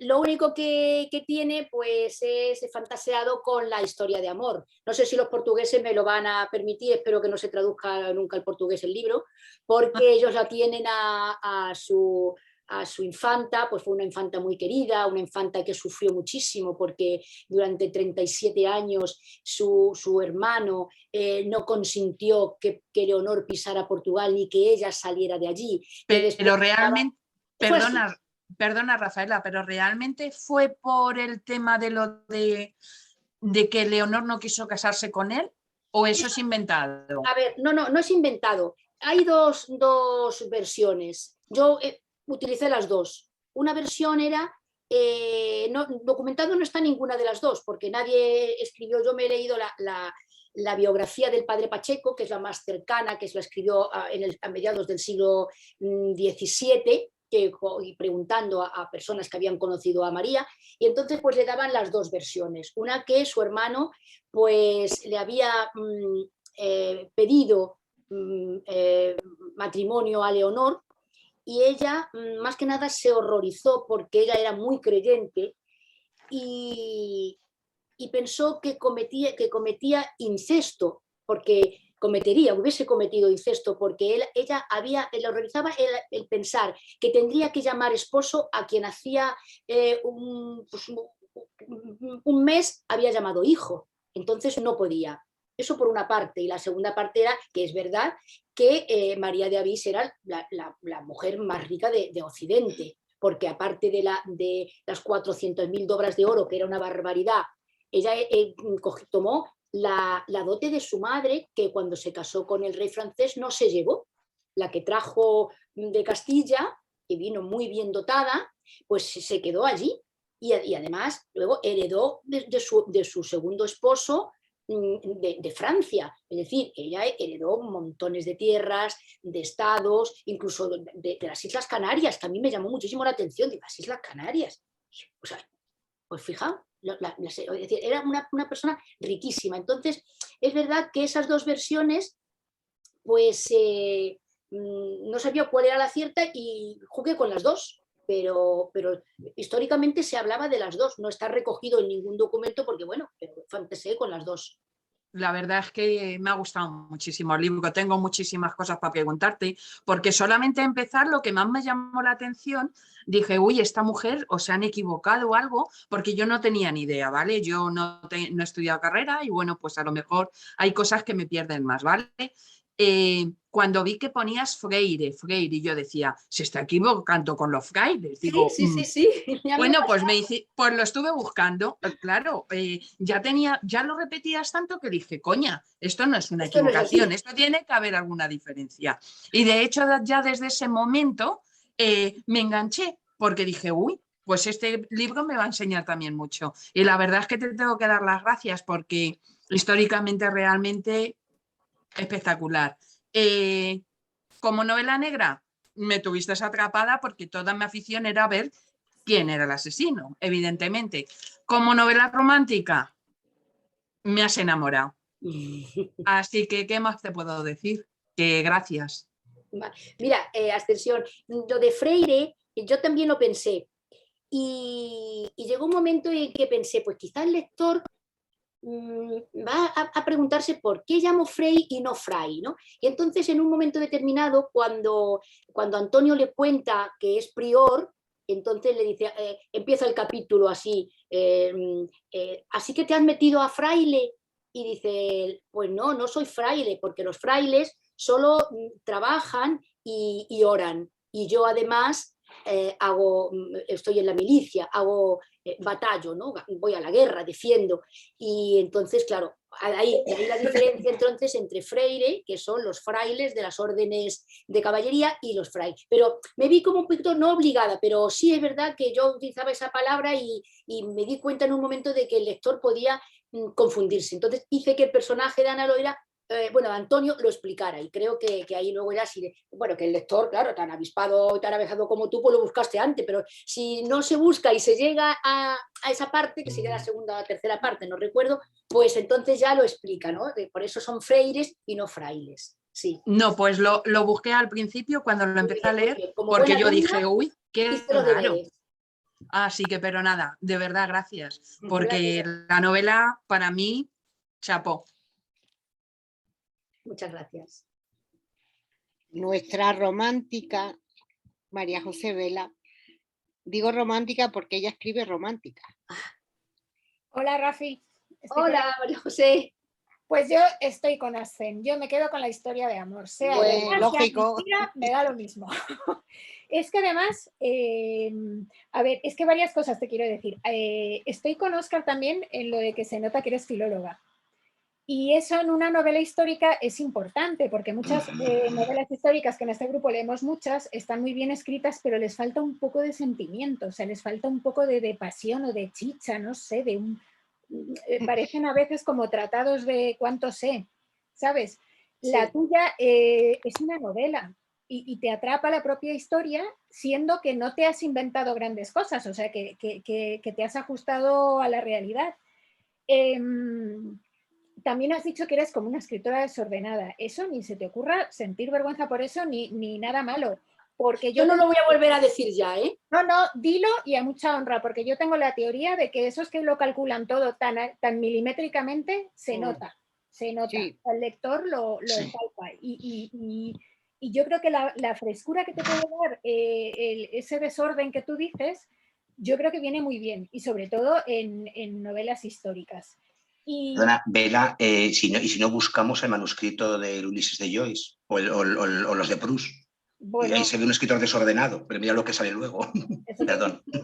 Marinera. Yo te iba a preguntar por Rui, pero bueno, ya le has contestado un poco a Asten, pero sí que quiero decirte la frase que más me ha gustado a mí, espera que ahora no la encuentro. Ay, por favor, si la tengo aquí señalada. Esta. Éramos dos almas gemelas que se habían encontrado, pero que en el fondo sabían que todo jugaba en su contra. Por Dios, escribe romántica, Rafi, pero ya. Bueno, pero aparece una historia de amor, ¿eh? Que en La senda del rey aparece una historia de amor y aquí aparece no una, aquí aparecen dos. Claro, pero muy bien. Ahí le tienes que dar, tienes ahí un filón, en serio. Bueno, ahora que se me había olvidado, alguien me comentó lo de todos, si todo lo de la infanta María era real. Pues ahora que viene al caso con lo de la historia de amor. Es verdad que yo tenía que darle un amorío a la infanta María porque nunca se le conoció. Y la tienen como la infanta virgen, y yo le quería dar, no le podía dar mucha cancha porque ya digo que los portugueses la tienen en un altar, en un pedestal, y tampoco era echarla por tierra, ¿no? Pero sí que quería dar una historia de amor y no sabía qué personaje, y quería que fuese un personaje histórico. Entonces le puse pues al príncipe, bueno, entonces no era príncipe de Éboli, a Rui Gómez de Silva, que era portugués, que la había conocido, que viajó en múltiples ocasiones a Lisboa, era siempre el emisario de Felipe II para preparar sus matrimonios, y entonces me pareció que hacer surgir una bonita historia de amor, porque él estaba todos esos años, estaba soltero, comprometido con una niña, con Ana de Mendoza, y entonces esa historia de amor es de mi creación, pero resulta, con todo el mundo que hablo, parece que llegó a ser real, ¿no? Porque a la vez, pues ya con el tiempo, cuando se dilata en el tiempo y ya está casado y tal, y que continúe esa historia, aunque un poco live, ¿no? Pero me pareció bonita, ¿no? Que no fuese un romance, sino que fuese una verdadera historia de amor, que perdura en el tiempo, y con todo lo que había pasado, pues cuando se vuelven a encontrar en Badajoz, pues eso también fue algo, me pareció muy, muy bonito y muy romántico, ¿no? Pues súper bien, súper bien. El encuentro te gustaría mucho, que es súper romántico. Todo. Mira, Sven, cómo hace así. Pues Rafi, enhorabuena, de verdad, me encantó. Muchas gracias. Ana. Hola, buenas tardes, Rafaela. Hola, Ana. Uy, ¿dónde estás? ¿En Belén? No, ya me gustaría, ya me gustaría. Por eso intento mimetizarme en las novelas. Caray, vaya si está mimetizada. Ya me gustaría, vamos, o sea, mataría por estar ahora allí mismo, la verdad. Pero bueno, estamos contigo, que también es un lujo y un privilegio poder estar hoy contigo comentando tu novela. De entrada, porque además, como hoy se supone, hoy es el Día de las Mujeres, me ha encantado, bueno, las mujeres de tus libros son siempre fuentes de poderío, de sentimientos intensos, de sabiduría, de cordura, de mala leche, también de maldad, porque de todo en botica. Pero bueno, haremos una loa ahí a las que aportan y suman y no a las que restan. Entonces, bueno, pues dos cosas. Me ha encantado la novela, me queda un pelín para terminarla, pero de verdad que la he disfrutado, lo que he leído hasta ahora, o sea, me ha hecho me ha hecho disfrutar muchísimo. Me ha pasado como con La senda del rey. Ana, o sea que dime. todavía no sabes quién es el asesino. No, pero siempre lo digo. Y vuelve la tía, A mí vuelve la no tía, me vuelve la tía. importa el final, me importa el camino. Y yo creo que disfrutas con el camino. Ya llegaré al final. Sí, pero no podemos contarle el final a la gente. No, el final no. Vamos, Ni el a mí asesino me tampoco. importa el camino y el camino lo estoy disfrutando muchísimo. Así que bueno, ya me enteraré de quién es el asesino. Siempre se entera. Luego te lo digo. No, ya lo descubrí. Déjalo. No lo despegues. Así que, y lo que te quería decir, que tengo siempre con tus personajes, desde que te descubrí con La senda del rey, me siento en una gran comunión con ellos. Me siento muy identificada. En este caso, ha habido personajes que me han producido una tremenda conmiseración. Me da mucha pena el infante Luis, como esos sentimientos tan encontrados, esa sensación de pecado que tiene, porque es un hombre, porque quiere amar, porque encuentra el amor, porque tiene un hijo y se encuentra en una situación tan tremenda, o sea, entre lo que realmente siente y lo que realmente debería hacer, que me da muchísima pena. O sea, he sufrido mucho con él, me he alegrado en todo lo que, pero he sufrido muchísimo con él. He sufrido infinito con María. ¿No? Esos amores truncados, esa vida tan que no pueden manejar ninguna de ellas. He sufrido con Leonor, he sufrido con tantos, con Catalina. Es la impotencia de decir, no puedes gobernar tu vida. Y eso me da mucho coraje. Es decir, el privarle a la gente de la posibilidad de gobernar su vida es algo que me indigna y me produce muchísimo dolor, ¿no? Y además, sobre todo en el caso de ellas, cuando eran siempre utilizadas como moneda de pago, como para alianzas políticas, alianzas económicas, para criar solo herederos, para poner y quitar reyes. Entonces me da muchísimo coraje, pero realmente soy una persona que me gustan mucho las novelas que manifiestan sentimientos muy intensos. Y en esta, pues los tiene y me han llegado muy hondo. Me ha llegado muy honda la parte sentimental de la novela, la parte romántica, porque también soy una romántica incurable y manifiesta. Me ha encantado, y es lo que te quiero decir, me ha llamado muchísimo la atención cómo documentas y cómo describes y relatas la vida monacal, la vida de esos frailes dentro de las paredes del monasterio. Yo hace tiempo que estuve en Silos, en Santo Domingo de Silos, y me fascinó, o sea, porque además estuve en invierno, no había nadie en el pueblo y me bajaba todas las tardes a las oraciones de los frailes, ¿no? Y era absolutamente apabullante, o sea, a mí se me ponían los pelos de punta, se me erizaba el pelo de oírlos cantar sus oraciones, o las cantaban con ese recogimiento, con esa fe tan profunda, o sea, en ese entorno, esas voces tan maravillosas, esa concentración en sus oraciones, a mí me dejó profundamente fascinada. Y me has trasladado a ello, o sea, le parecía que los estaba oyendo otra vez orar cuando estaba leyendo tu libro. ¿Cómo te has documentado en esa parte precisamente de la vida monacal? Que a mí me ha fascinado, o sea, de entrada porque el personaje de Atilio me ha enamorado, me declaro fan confesa de él, me ha encantado, y porque también me encanta la parte de las hierbas. Yo tuve una bisabuela que era lo que era curandera, allí en Guadalajara las llamaban curielas, que dominaba el arte de las hierbas. Entonces mi madre sí que heredó también esa sabiduría sobre las hierbas. Mi hermana también la ha heredado. Yo he sido la hierba negra, la hierba mala en ese caso, porque me gusta mucho, entiendo algo, pero no he llegado a tener los conocimientos que tenían ellas. Pero mi madre eso siempre lo suplía y nos regalaba cuando nos casamos, tanto mi hermana como yo, el libro del Dioscórides renovado, el tratado de plantas medicinales, como un tesoro. O sea, cuando nos casamos, lo primero nos regalaban el libro para que buscáramos remedios de hierbas en sí, casa. la verdad es que puede estar de actualidad ahora también, por esto de las naturalistas y todo esto está muy bien. Yo me lo leí entero y es que me encantaba, me encantó leerme porque aprendí muchísimo de las hierbas y que sigue todavía en vigencia muchísimas de las tisanas y de todo ello. Sí, no, se incluye más, como está también, además, lo puedes buscar por tantas entradas, es súper fácil de meterte en él y la verdad que Ahí me yo lo tengo ahí como un tesoro porque sí que es verdad, lo miro muy a menudo, ¿eh? Lo miro muy a menudo. Ahora que estamos un poco también volviendo a estos temas un poco a la vista atrás, a los remedios ancestrales, caseros, pues es una maravilla. Entonces, bueno, pues cuéntame esa vida monacal, ¿cómo te has...? Pues la verdad es que la vida de los monasterios a mí siempre me ha fascinado.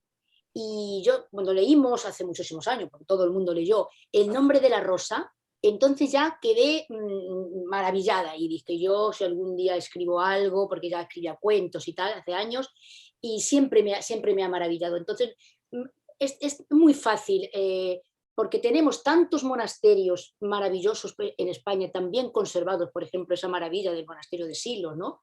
En Santo Domingo de Silos, que yo cuando estudiaba en la carrera y después cuando lo he explicado, cuando explicaba las glosas silenses o las glosas de Santo Domingo de Silos o de San Millán de la Cogolla, ¿no? Y me imaginaba el castellano allí, a esos monjes, con esos... que incluso yo se lo ponía a mis alumnos, le ponía las fotografías de las glosas ahí anotadas en los márgenes de los textos escritos en latín y cómo ellos ya, como no entendían el latín, lo iban escribiendo, es decir, cómo surgió el castellano precisamente en esos monasterios que fueron los primeros, ¿no? Las primeras escritas, que ya sabemos que el vulgo hablaba en el castellano, pero nadie se atrevía a escribirlo porque el latín era la lengua de la cultura y la lengua de la cultura estaba en los monasterios. Quizá por mis estudios de filología y como profesora, pues he relacionado mucho la cultura con los monasterios.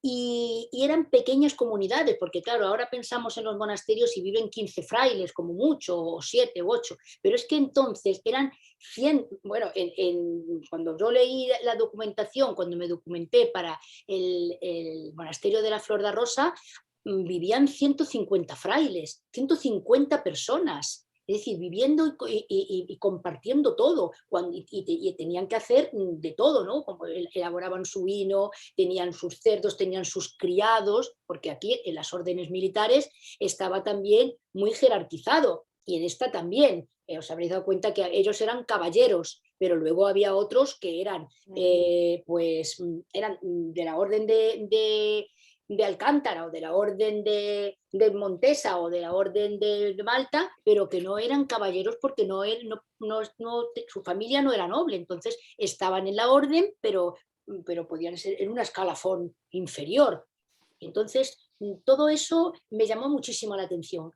Y lo de las órdenes hay multitud de documentos, incluso y solo con las apariencias, con las fotografías o visitando los monasterios, ya te puedes documentar, porque ahí te enseñan las bibliotecas, ¿no? Maravillosas. Yo para la Senda del Rey, cuando fui a la biblioteca del Escorial, y me lo enseñaron por dentro, partes que no enseñan, es que el que tenga un poco de fantasía o de ideas de escritura, no le queda más remedio que escribir algo sobre aquello, porque es que los muros, los claustros, las paredes, las celdas, si te las enseñan, te metes tan de lleno allí, que te incitan a escribir o a inventar algo, como me pasó a mí con el monasterio de la Flor de Rosa. Es decir, a mí los monasterios me apasionan, y yo creo que seguiré escribiendo sobre ellos, porque ya te digo que desde que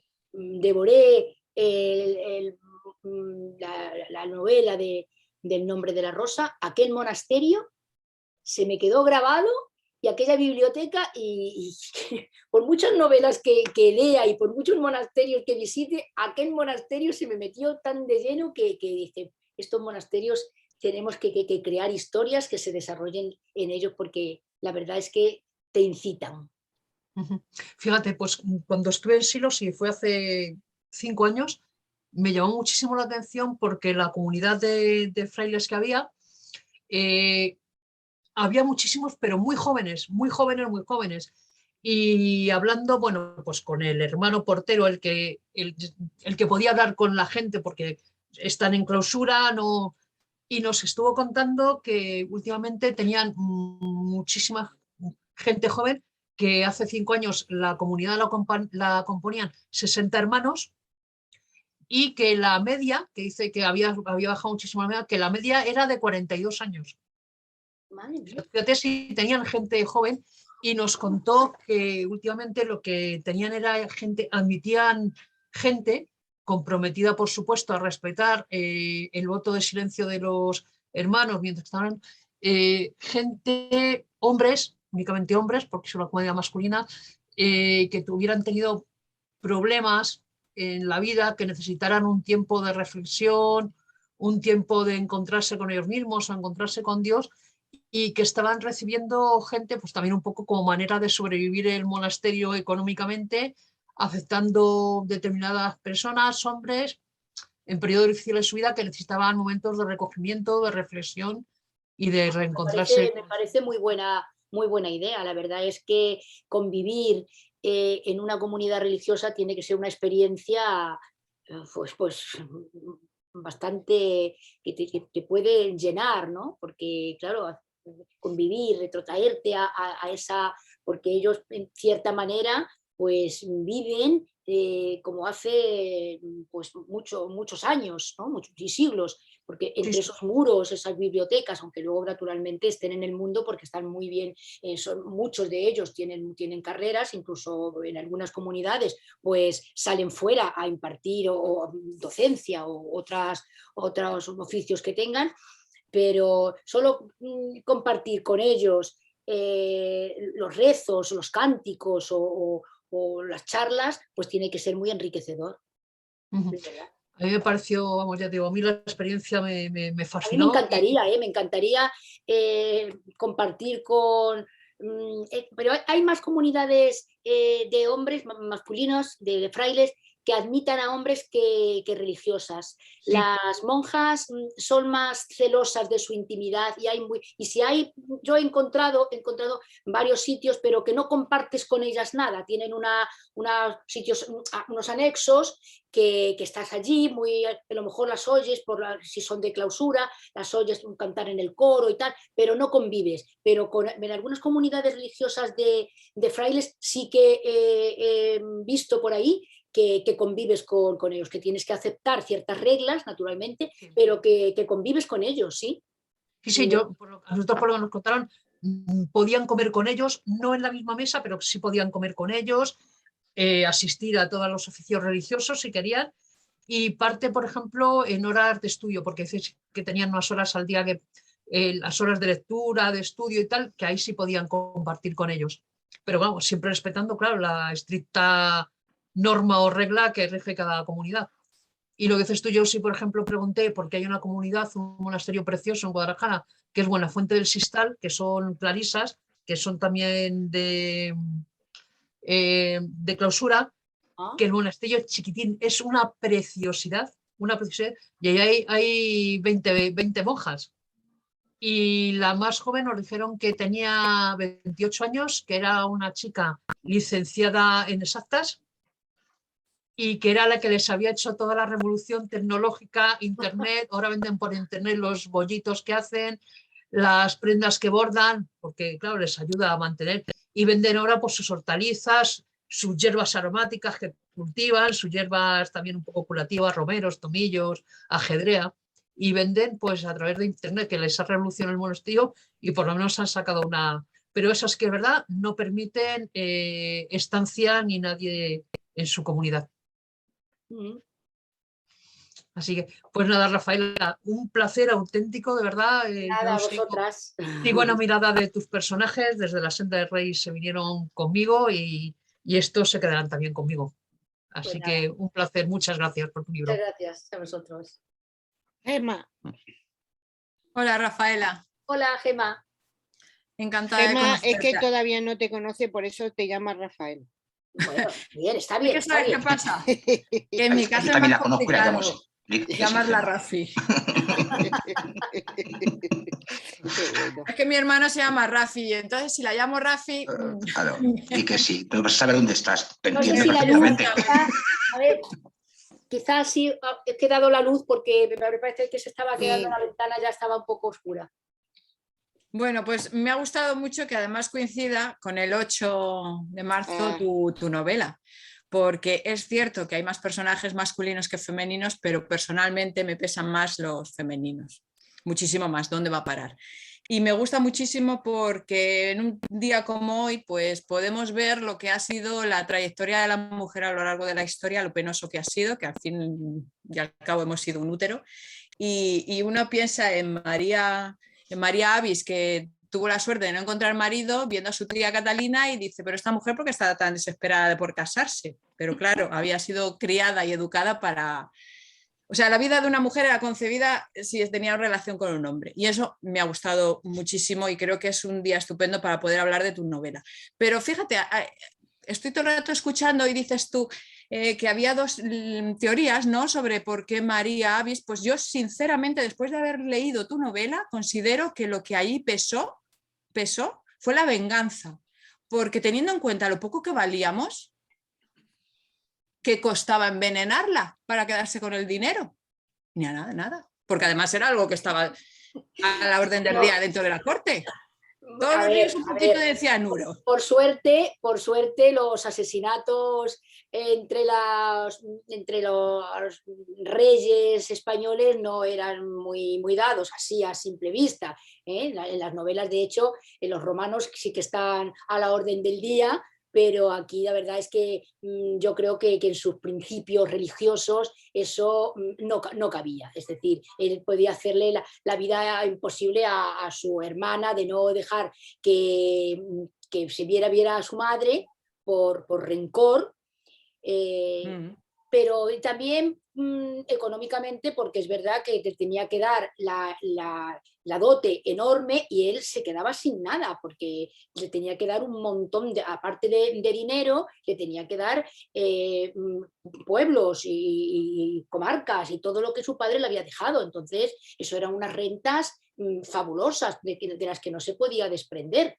Entonces, yo pienso que es verdad que podían haber pesado las dos, que también el rencor, la inquina que él tenía hacia Leonor, pues le hizo, porque podía haber no dejado salir a su hermana, pero podía haber permitido que Leonor viniese a ver a la hija, ¿no? Entonces ahí se juntan las dos, pero no creo que se pasara por su imaginación ni siquiera pues matarla, ¿no? Cuando recuerdo que por ejemplo, Felipe II, cuando tiene este hijo tan desgraciado y tan horrible, porque no hay otra palabra, con su prima María Manuela, que es el primer nieto del que se supone que es el heredero del reino de Castilla y del reino de Portugal, el príncipe Carlos, pues es un príncipe sádico, un príncipe, y sin embargo a alguien se le ocurre decir, vamos a quitárnoslos de encima, ¿no?, de en medio, y Felipe II, vamos, no quiere ni siquiera oír hablar de ello, porque es algo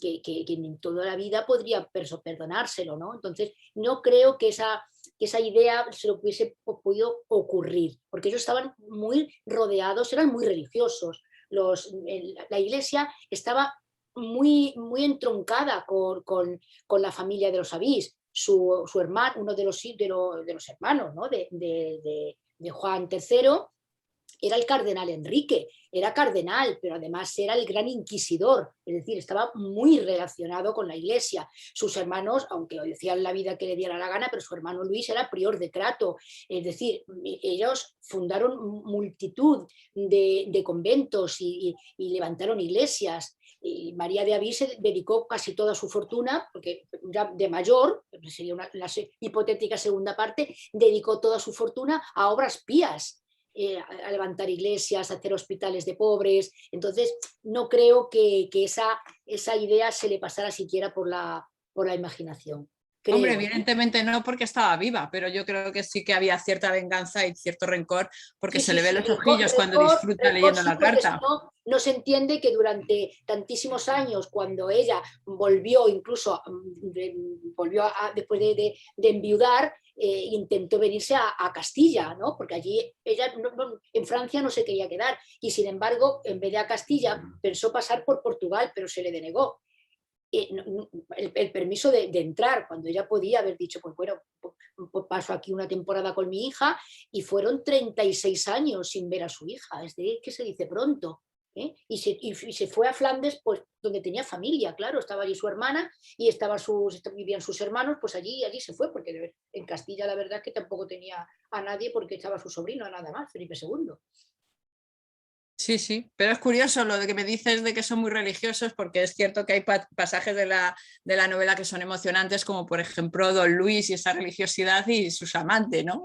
Claro, sí, eso. Al final, ¿quién mira quién purga la penitencia? Eso es cierto, ¿no? En una ocasión dice, ya no me acuerdo si era Don Luis o Don Antonio, que dice, bueno, él no iba a renunciar, había hecho la promesa de la pobreza, pero de la castidad, desde luego no pensaba cumplirlo. Ya rezaría o haría lo que hiciera falta para que Dios le perdonara. Es decir, era una religiosidad muy sui generis, ¿no? Muy particular. Eso lo dices de Don Luis al principio del libro, cuando le describes, que hace todos los votos excepto el de castidad, obediencia y pobreza. Como haría yo con el de silencio, que no le haría caso a ese voto. Cada uno. No, pero estos no eran, o sí eran de clausura, no. Yo lo digo porque contabas tú antes, Ana. No son benedictinos, estos hablan y cacarean y bueno.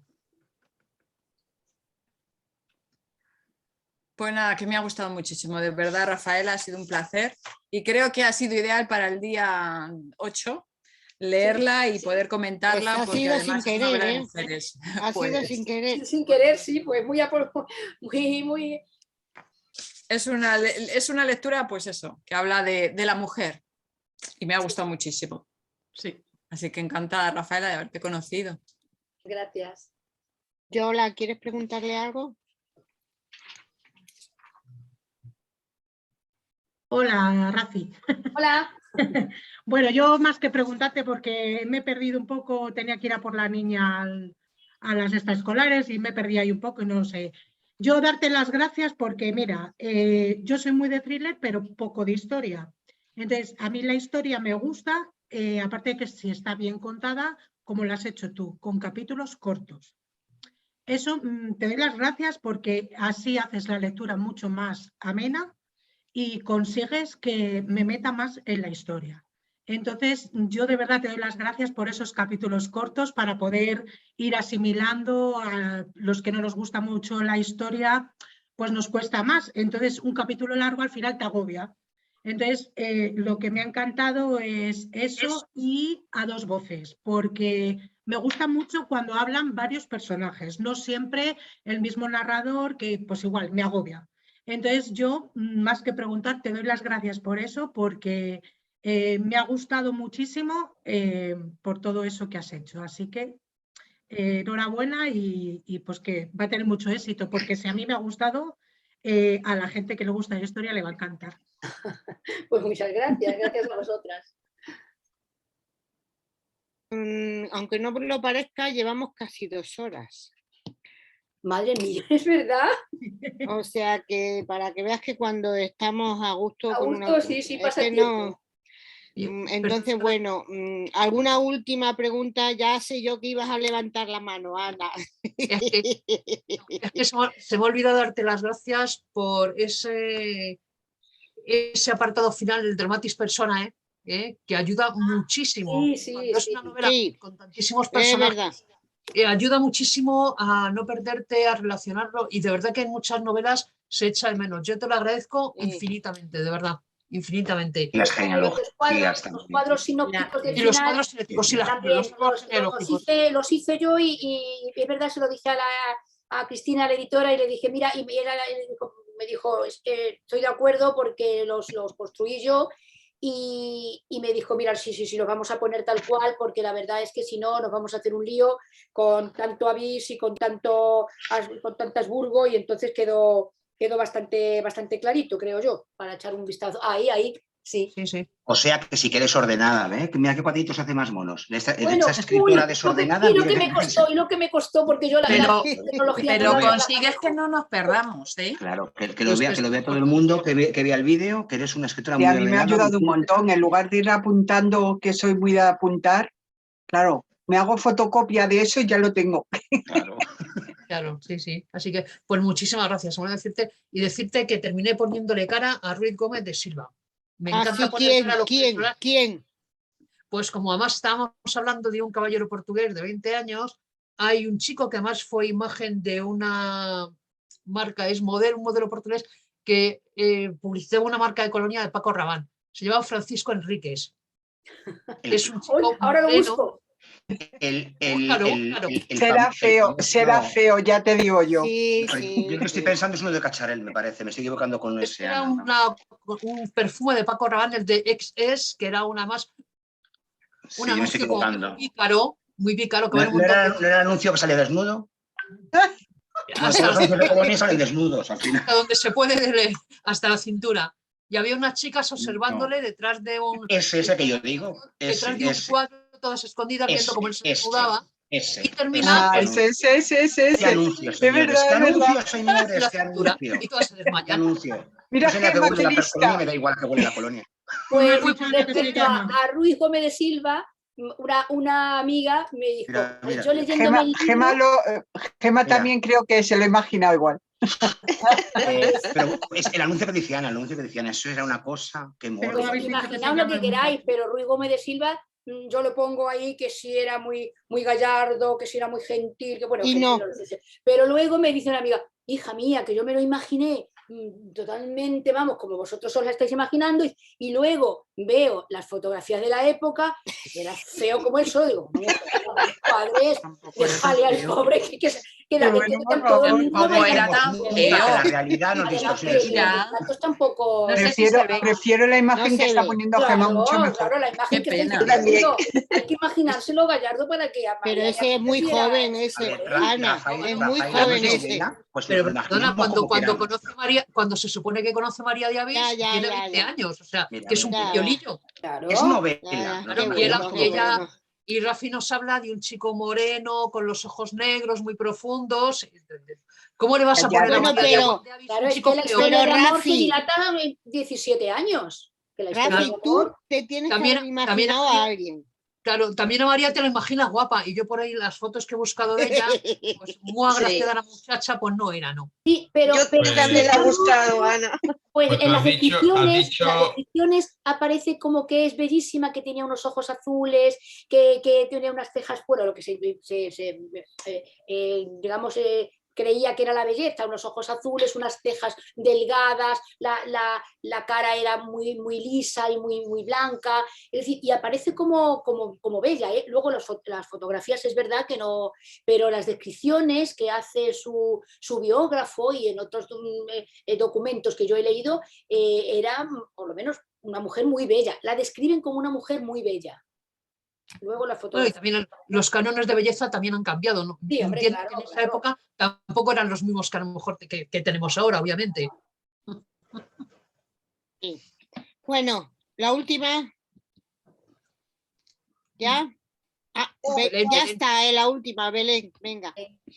Pues bueno, yo volviendo al mundo histórico, solo quería decirte que tienes una habilidad impresionante para... Yo me imaginé, a lo mejor no tiene nada que ver, pero esa canción de Cristina Rosas-Binge que decía hago chas y aparezco a tu lado, pues tú hacías chas y cambiabas totalmente, pues estabas con María, luego de repente venía el crimen. Esa habilidad que tienes, solo agradecértela para mantenernos totalmente enganchados, porque esos cambios que de repente miras y dices, ahora, y sigues leyendo, esos cambios ayudan muchísimo a mantener la concentración, a estar pendiente para no perderte absolutamente nada y decirte que si otras veces pues uno piensa de, yo metería la tijerita, como dice a veces Yolanda, que a veces dice, yo metería la tijerita, pues no sobra ni una coma. Muchísimas gracias, de verdad. Como me congratula. Me encanta. Porque me parecía un poco más densa que la Senda del Rey, por los personajes, que había tantísimos personajes que al final me pareció, pero tanto bueno, yo no hubiese consentido porque después de crearlo y de ensamblarlo, pues hombre, cuesta mucho trabajo que te digan, pues mira, es una novela bastante densa, tienes que aligerarla, y la verdad es que ni en la Senda del Rey ni aquí me dijeron nunca nada la editora de que parecía un poco pesada o que aligerara o que quitara capítulos. Y tienes Para esa nada. de cambiar de un lado para otro que me parece increíble. Me ha gustado muchísimo descubrirte y bueno, me leeré La senda del rey. Muchísimas gracias. Léetela, Belén. Bueno, yo para terminar te diré que no lo digo muchas veces esto que voy a decir, pero sí que lo digo de vez en cuando. Un escritor que queremos mucho por aquí también nos dijo una vez que para hacer una buena novela tenía que tener las 3 Es. Tenía que emocionar, entretener y educar. Y tu novela tiene las 3 E. Rafi, enhorabuena. Pues muchísimas gracias. Creo que sois un equipo, porque no es un grupo, sois un equipo de lectoras y de lectores impresionante, que vivís la lectura y además os metéis en las historias y disfrutáis.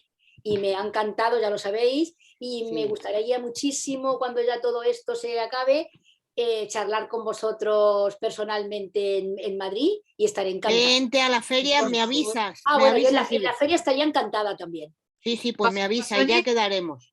¿Vas a venir a la feria? Pues yo estaré encantada. A ver si la traes. Dejando caer. Que yo no pude conocerte cuando La senda del rey, que no estaba malita y te mandé el audio con Pepa. Sí, es verdad. Sí. Es verdad, pues ha sido un placer, Rafi, Pues, Rafaela, como te quieran llamar. Igualmente. Tú sabes que te queremos igual, esto es un placer enorme. 2 horas que se han hecho cortas porque la verdad es que nos hemos sentido muy a gusto. Espero que tú también. Sabes que aquí tienes tu mayor club de fans y lo que necesites, por aquí estaremos. Ya te comentaba antes. Ya te comentaba antes. Claro, que ahora bombardearemos las redes con tu novela. Pues nada, yo muy agradecida. Hombre, por supuesto. Vale. O sea que un beso enorme. Un beso para. Y hasta pronto. Vale. Chao. Hasta luego.